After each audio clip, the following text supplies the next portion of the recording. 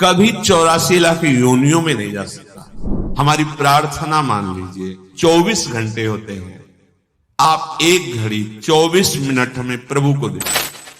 आप 1 महीने सत्संग सुन रहे, आपका मन विषयों का त्याग करता चला जा रहा है, प्रभाव पड़ रहा है।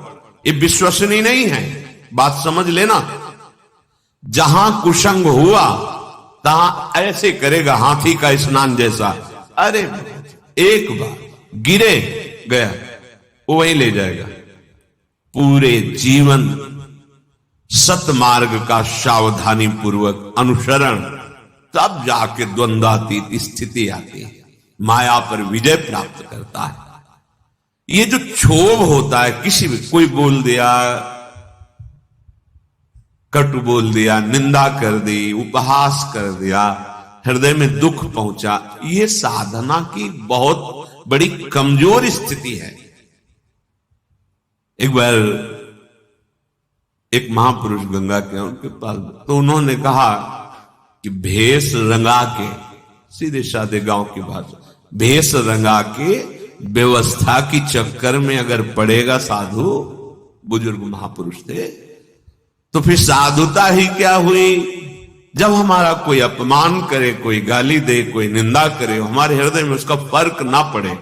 जैसे हम नाटक में देखते हैं, तो देख रहे हैं लेकिन पता है झूठा है, असत्य है। ऐसे ही ये नहीं कि भान नहीं हो रहा, भान हो रहा है कि गाली दे रहा है, ये अपमान, पर उसका अस्तित्व नहीं है, वो असत्य वार्ता है, उसकी कोई सत्ता नहीं। जिसकी सत्ता नहीं, उसको जब हम सत्ता देते हैं तो हमारा हृदय दुखी हो जाता है। कह रहे क्षुभितात्मा समस्त निरपेक्षा, इसलिए इन समस्त द्वंद्वों से निरपेक्ष होना है। कैसे?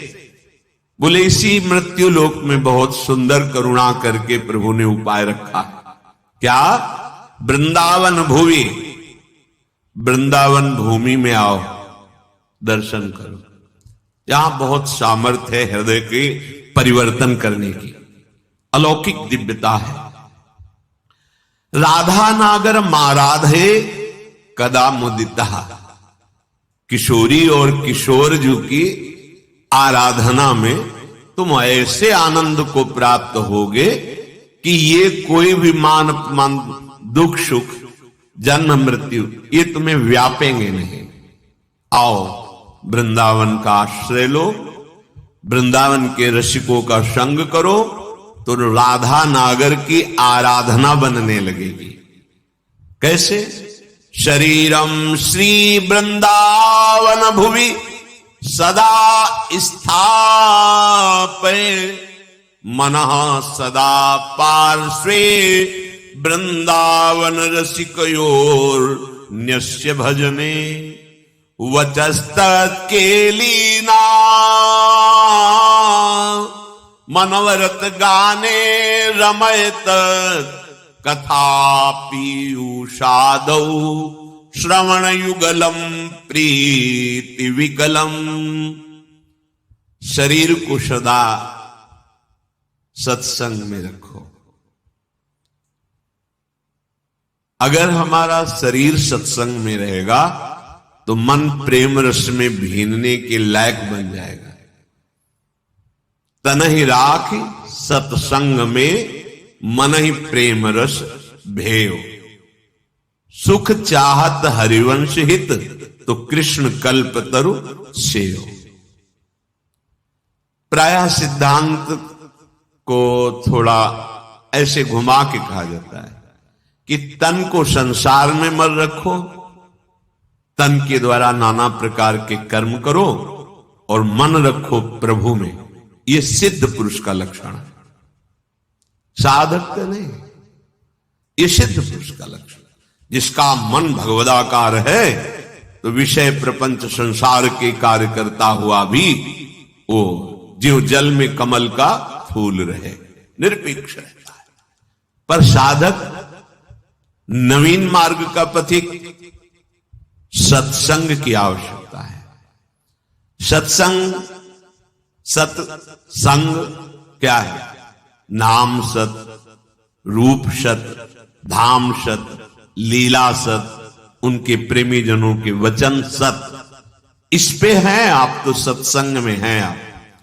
धाम का चिंतन चल रहा है, प्रभु के नाम का जप चल रहा है, रूप का ध्यान चल रहा है, लीला गुण का कथन श्रवण कर रहे हो।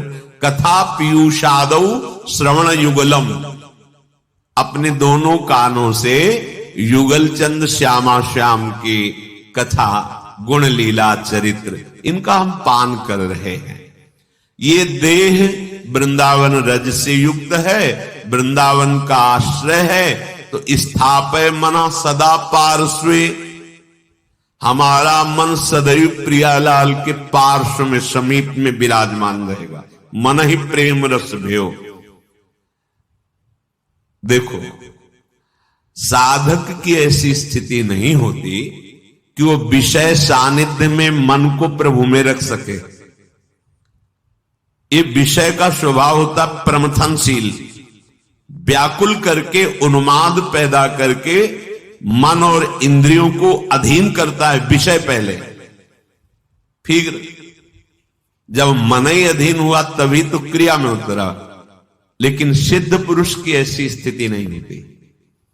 एक बार विदेहराज जनक से किसी महात्मा ने पूछा कि आप तो पूरा राजकाज संभालते हैं, पूरा रजोगुण का वैभव है, राजसी वैभव, आप विदेह कहे जाते हैं, कैसे? वो कहा ठीक, किसी समय बताएंगे, अभी तो अंदर से नहीं आ रही प्रेरणा, बताएंगे। क्या जनक जी उसी समय नहीं बता सकते थे, पर जब उससे प्रमाण के सहित तब पता चलता है। जाओ आज प्रसाद पाकर शयन करो, प्रेरणा होगी हम बता देंगे। शयन कक्ष में बड़ी सुंदर राजा की सैया जैसे महात्मा को शयन कराया। अर्धरात्रि में रानी से कहा जाओ, आज्ञा है, शयन करो जाके उनके साथ। जेवी देखा स्त्री को, बड़े संयमी महात्मा थे। वो जितना इधर से खिलते और नजदीक, दीवाल की तरफ मुंह करके समय व्यतीत किया। सुबह आए, बड़े गुस्सा से बोले, ये क्या तरीका है आपका? जानते हो संत हैं। फिर तो क्या हुआ महाराज?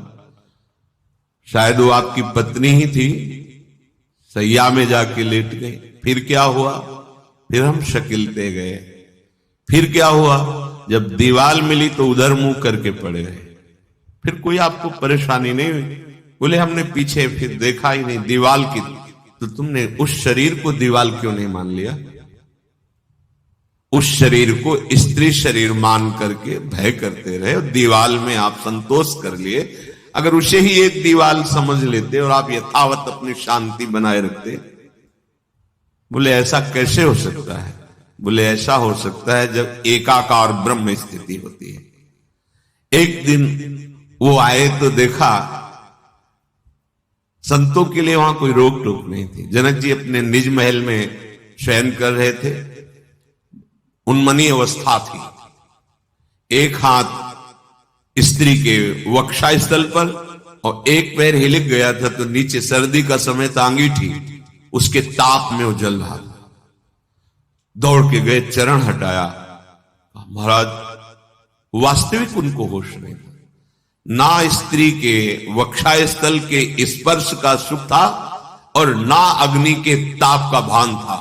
ब्रह्माकार व्यक्ति। इस सिद्ध पुरुषों का सहज स्वाभाविक स्थिति होती, मन का प्रभाव होता है कि वो अपने आराध्य में अब वो विषयान ग्रहणंत मुंचंतु वा, वो तुम्हें दिखाई दे रहे हैं विषय सेवन करते हुए या प्रपंची लोगों के बीच में, उनकी एक रस स्थिति रहती है। पर साधक को, उपासक को मन को प्रभु में स्थापित करना है, क्योंकि वो विषयों में, तो इससे सावधान होकर सत्संग करना है।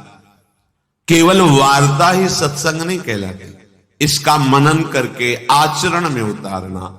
सत हरि नाम है, सत हरि धाम है, सत हरि रूप है, सत हरि लीला है, सत हरिभजन करने वाले भगवत प्रेमी महात्मा जन हैं, इनका चिंतन सतत रहना ये सत्संग है।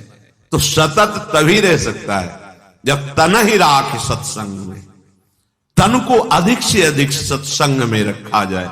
ऐसे मित्र हो, ऐसे कुसंगी भोग हो, ऐसे कुसंगी दृश्य हो, कुसंगी वार्ता हो, फिर